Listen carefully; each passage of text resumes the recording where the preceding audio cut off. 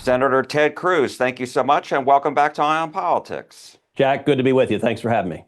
Thank you so much. And so we are speaking on Wednesday, the first day of the government shutdown, and after the Senate again today failed to get the 60 votes needed to reopen the government. Your thoughts? Well, we are unfortunately in day one of the Schumer shutdown, and I think it's been clear this was coming for some time.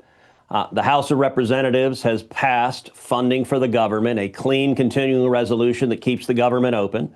In the Senate, we've taken up and voted on it multiple times. I've voted repeatedly to keep the government open, and the Democrats have lined up. Virtually every single Democrat has voted no, do not fund the government, and the result has been this government shutdown today. The Schumer shutdown is really about two things. Number one, it is about free health care for illegal aliens. The Democrats have decided that is the issue that they want to hang their party's future on. And they're willing to shut down the federal government in order to try to force free health care for illegal aliens. I think the vast majority of Texans don't want free taxpayer-provided health care for illegal aliens. I think the vast majority of Americans don't want that. But that is where Senate Democrats are. But I'll tell you, Jack, the second reason, and really the core reason why we're having a shutdown, has nothing to do with health care or policy. It has to do with politics, which is Chuck Schumer is in trouble. Several months ago, when the last government funding expired, Schumer and the Democrats worked with Republicans to keep the government open. And the left wing of the Democrat base went nuts. They got furious with Schumer. He almost lost his job. And Schumer is looking over his left shoulder at AOC. He is worried about being primaried from the left. And so this shutdown, I believe, is all about Chuck Schumer proving to the crazies on the left that he hates Donald Trump every bit as much as they do, and he's willing to shut the government down for it. What that means is this is essentially a temper tantrum by the Democrats. They will eventually relent, but I don't know when. So as you and Republicans are blaming Democrats, I know you're not surprised when I tell you that Democrats are obviously pinning the blame on Republicans and President Trump, saying they control the White House, they control the Senate and the House, and that the last time there was a government shutdown, President Trump was in office his first term. So what do you say to that? Well, this is where facts matter and truth matter. You're right. The last time there was a shutdown was the first Schumer shutdown. And here's the reality. To pass legislation funding the government, you need 60 votes in the Senate under the Senate filibuster rule. The House of Representatives passed what's called a clean CR. It is a continuing resolution. It has no Republican policy elements in it. It doesn't have any secret policy smuggled in. It simply says everything we were funding yesterday continues being funded today at the same level. When Chuck Schumer was majority leader and Joe Biden was president, there were 13 clean CRs, and the difference was Republicans went along with the clean CRs and didn't force a government shutdown 13 times. And by the way, Schumer and every Democrat went on TV and said it is wildly irresponsible not to pass a clean CR, and it's reckless and destructive and hurts the American people. And you can watch hours of videos of them saying it. Fast forward to now, the House passed a clean CR. The Republicans all voted for it. The reason we have a shutdown is virtually every Democrat voted no, so we can't get to 60. And there's nothing Trump can do about it, because if it doesn't get through the Senate, we have a shutdown. So it is Chuck Schumer and the Democrats who caused the shutdown, and the shutdown will end whenever Chuck Schumer and the Democrats decide, okay, I've thrown enough of a temper tantrum, now let's reopen the federal government. I want to go back to something that you said at the top of our interview, and that was that the Democrats want to have people who are in the country illegally receive free health care. That's against federal law as it is now. So why do you say that? Well, because upwards of 1 million illegal immigrants were getting health care under Joe Biden. Joe Biden used every loophole he could. Look, we had an open border for 4 years. And 12 million, more than 12 million illegal immigrants came into this country. And pause for a second and ask yourself, if you're sitting at home, you know, it's not surprising. Democrats and Republicans are disagreeing. So ask yourself who's telling the truth. And most of us remember the Democrat primary debate in 2024 where the question was asked, do you support free health care for illegal aliens?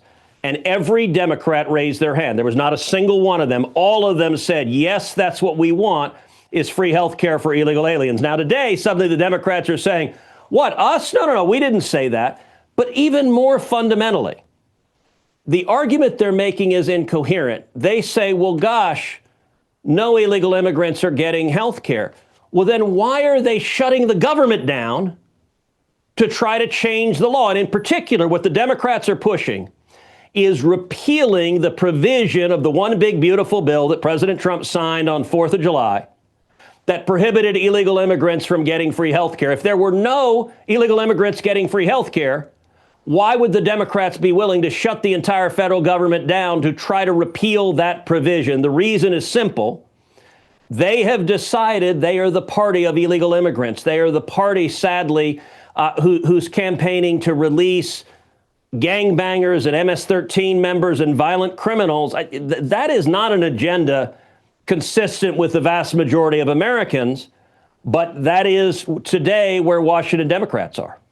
So there's going to be another vote, presumably in the Senate tomorrow. Is that right? And in the coming day. Not tomorrow because of the Jewish holidays, but Okay. we're expecting the next votes on Friday. And so what's your message to Democrats?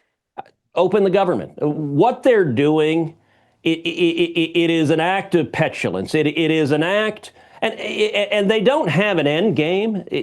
So what does a government shutdown mean? And I'll tell you, my 14-year-old daughter, Catherine, has been texting me today saying, okay, explain to me how government shutdowns operate and what it means. The reason we have a shutdown is under the Constitution, the federal government cannot spend money unless Congress appropriates that money. The federal fiscal year expires at midnight on September 30th. So last night it expired. Because the Democrats blocked and filibustered funding for the government shut down at 12:01 a.m. This morning. Now, government shutdown is a little bit of a misnomer because typically 82 to 83% of the government keeps humming along. So everything that is deemed essential continues to operate. So the military, our soldiers, sailors, airmen, and Marines, they continue to defend this nation and keep us safe. Law enforcement, the FBI continues to lock up bank robbers and human traffickers and terrorists. Border Patrol and ICE, they continue to protect us and secure our border. Social Security, Medicare, Medicaid, all of that continues. VA benefits, all of that continues. So 82 to 83% of the federal government keeps going.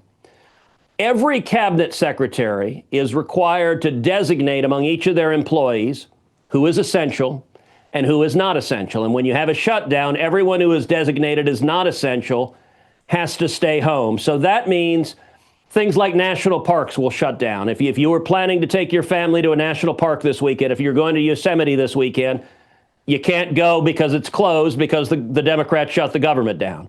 If you're going to Washington, D.C., and you wanted to go to the Smithsonian, to the Air and Space Museum, you can't go because Democrats shut the government down. If you care about medical research, things like the NIH's funding for cancer research, all of that is frozen while the government is shut down. And millions of federal government employees are not getting a paycheck. They're showing up to work, but they're not getting paid. Oh. This will continue until the Democrats decide to stop blocking funding for the government. And it will end by passing a clean CR like we did 13 times during Biden. And every Democrat knows that, but this is about Schumer protecting his left flank. So let me ask you, because one of the sticking points has also been about extending the enhanced tax credits for the Affordable Care Act, which are set to expire at the end of the year. Democrats say the premiums for everybody are going to go up, and they've been trying to force this as part of the deal. And Republicans have said, no, we'll negotiate afterwards. Where are you on this issue? Is this something that you are open to expanding? Or I've also heard conservatives say that these were only the Democrats passed these were only supposed to be temporary and only during COVID. Well, look, it's clear the Democrats passed a big subsidy that was supposed to be a temporary subsidy during COVID, and that's what they're talking about.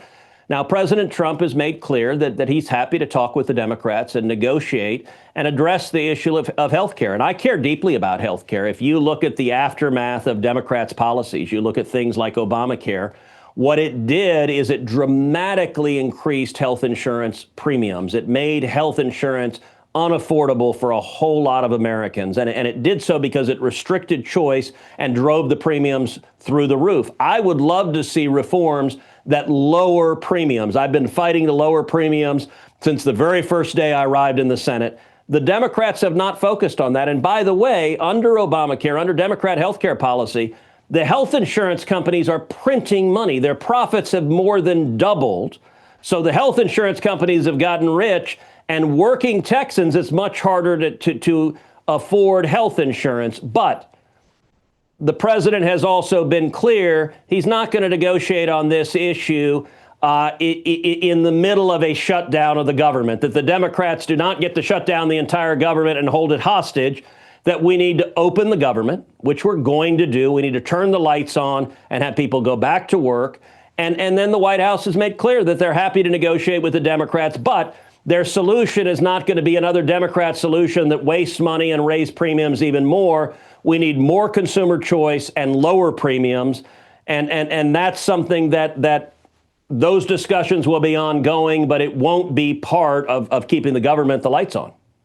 But just to make sure I know where you're coming from, you would be open to having this conversation once the government reopens, but to also include the things that you just mentioned, not just to continue the enhanced credits. Look, right? I am very interested in any conversation about lowering premiums for health insurance. I think that is an area of life that Democrat big government programs have done real damage and have made health insurance unaffordable to a whole lot of Texans. That isn't right.